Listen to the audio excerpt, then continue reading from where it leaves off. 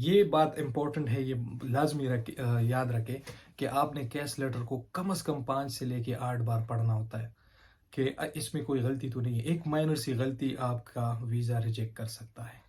Hi guys, welcome back to another video. तो बहुत सारे स्टूडेंट्स को अभी ऑफर लेटर्स आ चुके हैं, कुछ कॉन कंडीशनल ऑफर लेटर आ चुके हैं, लेकिन जिस चीज़ के लिए वेट करना पड़ता है और जो कि सबसे इम्पोर्टेंट होती है आपका वीज़ा फाइल करने के लिए, वो होता है आपका कैश लेटर।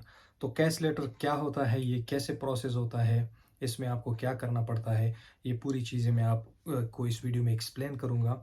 और काइंडली एंड तक बनी रहिए ताकि आपको प्रॉपर समझ आ जाए पूरी तरह से कि कैश लेटर होता क्या है। इसके साथ साथ चैनल को काइंडली ज़रूर सब्सक्राइब करें। मेरे 85% जो व्यूवर्स हैं वो नॉन सब्सक्राइबर्स हैं, जो कि एक किस्म की ज़्यादती है क्योंकि मैं इतनी एफर्ट करता हूँ, आप लोगों के लिए वीडियो बनाता हूँ। और दूसरी तरफ जो है वो सिर्फ 15% जो मेरे सब्सक्राइबर्स हैं वही मेरी वीडियोज़ वॉच करते हैं। तो अगर आपने चैनल सब्सक्राइब नहीं किया तो डू सब्सक्राइब द चैनल। अच्छा, तो कैश लेटर कहते CAS, कैश कैश कुछ लोग कास भी बोलते हैं। तो कैश लेटर का मतलब होता है, कैश का मतलब है certificate of acceptance for studies. यानी ये वो सर्टिफिकेट होता है जो कि आपको यूनिवर्सिटी इशू करती है कि आपको स्टडी के लिए यहाँ पे एक्सेप्ट किया जा रहा है। तो असल में ये होता क्या चीज़ होता है, ये एक किस्म की आप यूनिवर्सिटी आपकी स्पॉन्सर बन जाती है। Sponsor not in a sense कि वो आपके खर्चे उठाती है या आपको जो है फ्री एजुकेशन देती है। यूके में मतलब वो ये जिम्मेदारी लेती है कि ये स्टूडेंट बिल्कुल जेन्युइन है। यूके में जो कुछ आप जब आते हैं तो किसी ना किसी वीज़े पे आते हैं तो कोई ना कोई आपका स्पॉन्सर होता है या जिसने आपको वीज़ा जारी करना होता है, कोई रिस्पॉन्सिबल बंदा या ऑर्गेनाइजेशन होती है। तो इसी तरह जो है वो आपकी जब आप स्टडीज़ के लिए आते हैं तो ये कैश लेटर जो है, कैश लेटर ये बताता है कि यूनिवर्सिटी जो है आपको परमिशन दे रही है कि आप यूके आए और यहाँ पे स्टडी करें। कैश लेटर असल में एक ड्राफ्टेड वर्जन होता है। एक ड्राफ्ट होता है कि आपको एक वेब पेज पे ले जाता है जहाँ आपकी पूरी डिटेल्स होती है, आपके फुल नेम से लेकर डेट ऑफ बर्थ, आपके एड्रेसेस, आपका कोर्स, आप को स्कॉलरशिप कितनी मिली कितनी नहीं मिली, आपकी ड्यूरेशन क्या है, फुल टाइम है पार्ट टाइम है, आपके कोर्स में और क्या क्या चीज़ें रिक्वायर्ड है, क्या रिक्वायर्ड नहीं है, इंग्लिश लेवल कौन सा इसके लिए रिक्वायर्ड है। तो there are number of things and cash letter बहुत डिटेल में होता है।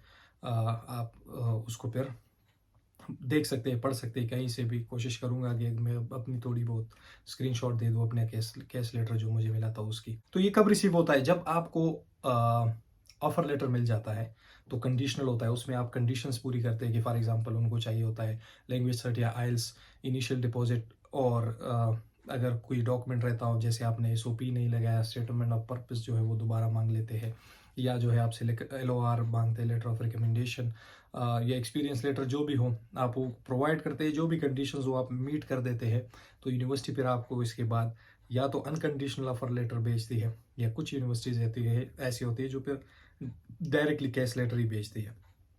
तो अनकंडीशनल लेटर आपके पास आ गया, आपने कंडीशंस पूरी की, अब यूनिवर्सिटी जो है वो लायबल है कि वो आपको कैश लेटर प्रोवाइड करे। तो नॉर्मली तो अभी तक कैश लेटर में जो है 1 to 2 वीक्स लगता है, या लगता था। अभी चूंकि इस इनटेक में बहुत ज़्यादा रश है, लेकिन फिर भी आप एक्सपेक्ट कर सकते हैं आपको 1 to 2 वीक में कैश लेटर आना चाहिए। लेकिन कैश लेटर सबसे पहले, कैश लेटर से पहले जो मेन कैश लेटर होता है उससे पहले आपको या प्री केस लेटर आता है या ड्राफ्टेड केस लेटर भी उसको कह सकते हैं। उसमें क्या होता है कि वो यूनिवर्सिटी जो है आपकी जो जितनी भी डिटेल्स है वो सारी आपको भेज दी जाती है ताकि आप उसको चेक करें, डबल चेक करें कि इसमें कोई गलती तो नहीं है। तो ये बात इम्पोर्टेंट है, ये लाजमी याद रखें कि आपने कैश लेटर को कम से कम 5 से लेके 8 बार पढ़ना होता है कि इसमें कोई गलती तो नहीं है। एक माइनर सी गलती आपका वीज़ा रिजेक्ट कर, तो जैसे अब मैं फॉर एग्जांपल अपनी case letter, pre case letter की बात करूं, तो जब मुझे आया है तो मैंने बहुत डिटेल से पढ़ा है। अगेन कंसल्टेंट पे सब कुछ मत छोड़े, कंसल्टेंट के पास इतना टाइम नहीं होता। उसमें तो एक बार आपको पढ़ने में आधे घंटे से ज़्यादा लग जाएगा डिटेल है, तो कंसल्टेंट के पास कहाँ टाइम होगा कि 2-3 दफ़ा चेक करें। खुद आपने चेक करना है जो चीज़ें आपने दी वो सही है। आपका नाम, आपका फादर का नाम, आपका एड्रेस, जो चीज़ें आपने दी है वो प्रॉपर चेक करें। मेरे वाले केस में क्या और प्रॉब्लम थी कि मेरी फ़ीस थी 18,000 पाउंड, और मुझे मिली थी स्कॉलरशिप्स दो।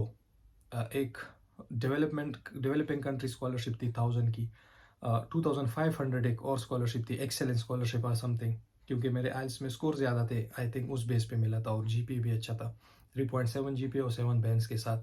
तो वो स्कॉलरशिप्स मुझे मिली थी, लेकिन उस स्कॉलरशिप में मुझे जो है वो 2,500 की तो लिखी गई थी प्री कैस्ट में, लेकिन जो 1000 स्कॉलरशिप होती है डेवलपिंग कंट्री स्कॉलरशिप, वो नहीं थी उसमें। तो मैं चाहता तो मैं इसको इग्नोर कर सकता था कि भाई मुझे तो वैसे भी ऑफर लेटर में आया था, मुझे तो वो मिला है, जाने दे, खैर क्या फ़र्क पड़ता है। लेकिन इससे बहुत फ़र्क पड़ता है। कैसे? आपने जो अपना सबसे पहले तो जब आप उधर जाते हैं, जब आप वीज़े के लिए अप्लाई करते हैं, तो ये जो आपके पास जितने भी आपके ये सारी डिटेल्स होते हैं, ये प्री कैश इसलिए देते हैं क्योंकि यूकेवीआई की तरफ से भी उसको ये कैश नंबर दिया होता है, रेफरेंस नंबर। तो उधर यूकेवीआई के पास भी आपके सारे डिटेल्स चली जाती है, इधर भी आ जाती है। जब आप वीज़ा के लिए अप्लाई करते हो और वो डिटेल्स जब यूनिवर्सिटी से यूकेवीआई जो है वो मैच करने की कोशिश करती है, उसमें कोई प्रॉब्लम आती है तो आपका वीज़ा या तो डिले हो सकता है क्योंकि वो फिर और चीज़ें मांगेंगे, या आपका वीज़ा रिजेक्ट हो सकता है। और बंदा नहीं चाहेगा कि इस छोटी सी गलती से आपका वीज़ा रिजेक्ट हो जाए।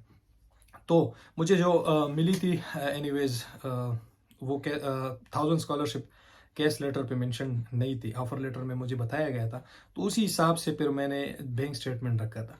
तो जब आपके 2000 जितनी भी स्कॉलरशिप हो वो कम हो जाए, तो फिर क्या मसला हो सकता है कि आपका जो बैंक स्टेटमेंट है वो कब नीचे हो सकता है, यानी आपका बैंक स्टेटमेंट कम हो सकता है। और वो अगर वो चेक कर ले यूकेवीआई, यूके वीज़ा इमिग्रेशन ऑफिस, तो उस उधर भी आपको फिर प्रॉब्लम पड़ सकती है। दूसरा, अगर आप यूनिवर्सिटी पहुंच जाए और फिर आप को वो स्कॉलरशिप दे ही ना, तो फिर आप जो है वो कुछ नहीं कर सकते, क्योंकि वो कहेंगे कि हमने जब आपको प्री केस लेटर दिया था तो आपने इसको नोट डाउन करना चाहिए था और हमें बता देना चाहिए था। एनीवेज, मैंने फ़ौरन बताया कि ये इसमें एक माइनर गलती इस चीज़ की, वो चेक करके काइंडली सेंड कर दे मुझे offer letter, sorry pre case letter.